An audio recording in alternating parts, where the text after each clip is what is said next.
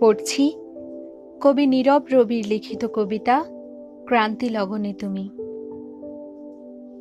নিছক বাহানাগুলো একদিন পাহাড় সম হয়ে দৈবক্রমে সবে হাত উঁচিয়ে আর্জি পেশ করতে শুরু করবে।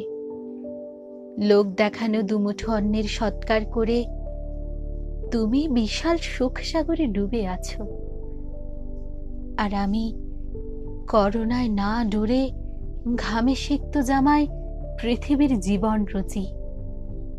একটা স্বস্তির নিশ্চয়তা নাই।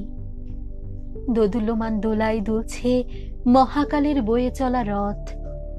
চারদিকে টালমাটাল সুতোর টান রৌদ্রের তাপদাহের মতো অস্থির। স্নিগ্ধ সবুজ ঘাসের দেশে শুভ্র নীল আকাশে আলোর মিছিল সাঙ্গ হয়ে তুমি পৌঁছে গেছো ক্রান্তির লগনে। বিষণ্ণের আচ্ছাদনে ঢেকে গেছে সহজাত মুক্তির বার্তা।